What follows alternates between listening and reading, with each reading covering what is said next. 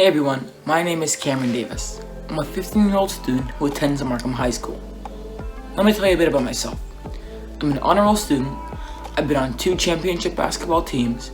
I'm a published writer for national and international publications. I'm a regional youth council representative. I'm a YouTuber and a clothing designer. I'm a teen traveler who has visited more than 45 countries. But when you saw me stand up here today, you wouldn't have known any of that. Instead, you likely noticed that I was black, and that's okay. Seeing my race isn't racism, and I love being black. We have an incredible culture and history, and we have fantastic foods and music. But being black in Canada also has a tougher side. The hardest thing about being black in Canada is the prejudice that I face, and that's where my fear comes from. And that's what I want to talk to you about today.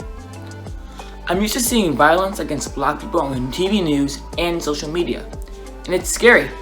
I've had to grow up wondering if I'll even get to grow up. Would I make it to 12 unlike Tamir Rice, 14 unlike Emmett Till, or 15 unlike Dwayne Christian? And now I'm asking the question, will I be alive at 19 like Devontae Miller, but badly injured, or 26 unlike Breonna Taylor and DeAndre Campbell? The list goes on and on. I know for some of you, those names are easy to shrug off. Maybe you tell yourself it's different because some of them are American. But what if I told you that black residents in Toronto are 20 times more likely to be shot and killed by police than white residents? Or maybe you understand that. That might happen in Toronto, but think that Markham's different. I have to acknowledge my privilege in living in a very diverse and very affluent community. But make no mistake, and my skin color puts me in the same risks. I'm living in Markham, but am I really living? Making sure my hands are visible at all times, every time I walk into a store, because I know I'm being watched suspiciously by the store clerk. Or worse, when leaving a store after buying nothing, feeling the eyes of the shop clerk piercing into the back of my neck, or scanning me for something that I didn't take, that I did buy, come again, or stay safe. And while I worry about police brutality or assumptions about crimes that I haven't committed, it's not just that. From a very young age, my parents taught me and my brother to say hi and acknowledge the people that we met while walking, biking, or jogging. We always put our best foot forward, trying to decrease stereotypes that are associated with the black male. They don't want you to feel uncomfortable, because if you're afraid of me, my dreams and my life are at risk. And so my brother and I worked hard at it. We try to make eye contact, we offer firm handshakes, we say please and thank you, and I agree when I enter the store to let you know I'm there, and I say goodbye when I leave the store because I want you to see my hands are empty. I leave my hood down on my hoodie, and I call my mother regularly when I'm out for a bike ride so that she knows I'm okay. And when I do all that, do you know what some kids say at school? Why are you acting so white? You're the whitest black guy I've ever met. Do you see the problem? Doing something good isn't acting white. Being black is not an act or a costume, it's who I am. It's my skin color, my culture. It's the struggles my parents have overcome. It's the racism my grandparents faced throughout their careers. Being polite, kind, courteous, smart, resilient, bold, and imaginative doesn't make me white. They make me me. And the world's stereotypes and fears have also added to my stress life. I know that being black means I have to be aware of what I have in my knapsack whenever I leave my own home. I understand that it's a risk that my phone, my Afro pick, the weights I carry while I jog could all be mistaken for weapons that could cost me my life. Being black means I have to think twice before doing some of the things that I want to do in my own neighborhood.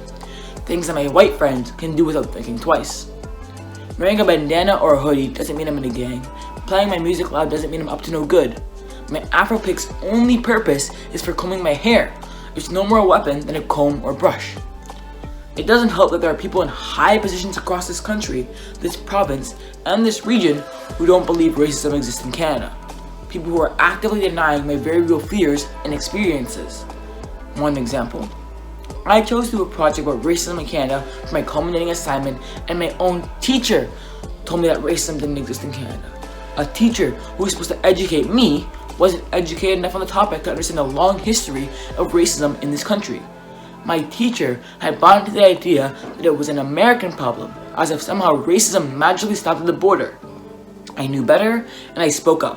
What do you mean racism doesn't exist in Canada? I asked. What about racial profiling? What about carding? This isn't some coincidence. This is happening because of the prejudice that goes on in the minds of the people who make the decisions. I'm feeling it and experiencing it in my day-to-day life, in my every decision, and you're telling me racism doesn't exist in Canada? I stood up for myself, I got my principal involved, I got my parents involved, and I made sure changes happened. But that's just me. I'm just one kid at one school in one city. What about the others? What about the kids who don't feel strong enough to say something? Or the ones who believe what they're told from a teacher like my own?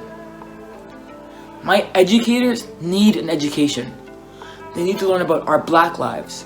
They have to learn about our black experiences. They need to listen to our voices when we speak up, but they need to recognize our pain when we're silent too. It shouldn't be on me, a 15-year-old kid, to bring in books about race and racism in this country from home just to convince an adult. I shouldn't have to explain why, if someone says the N-word or any derogatory slur towards minorities, it's wrong. Why am I the one doing this? Where are the adults? Where are the people who make the decisions? People who are in the positions of power? The ones who work in our schools, our community centers, our governments, our courts, our stores, our healthcare systems. They are in the seats that have power. They can change the system and dismantle the systemically racist institutions. They can make room for black youth like me and other minorities so that our voices can be heard, so that change can happen. Don't mistake my anger, sadness, and frustration here today with pessimism. Don't be discouraged. I'm not. Black people are creative, innovative, intelligent, and optimistic people. We are resilient and strong. This back-breaking labor of fighting systems isn't new for us. We've survived in spite of it for generations. We have come this far and we aren't going anywhere. Instead, take this as a call to action. Acknowledge the system isn't flawed. Admit that it was made the way it was to give privilege to people who designed it. And then get to work dismantling it. Question, call out, and displace white privilege in every place you find it. Use the creativity, intelligence, and innovation we have as a community in Markham and find ways to make long-lasting change. I mean, look around. This diverse group of people all came together to support a Black Lives Matter protest. That's a good first step, but it's only the beginning. If we can come for something like this and come together on a Saturday afternoon, I know that we're smart enough to come together and solve this issue and create an anti-racist Markham for all. The question is, do you want to do it? And if so, the time is now. Black lives can't wait.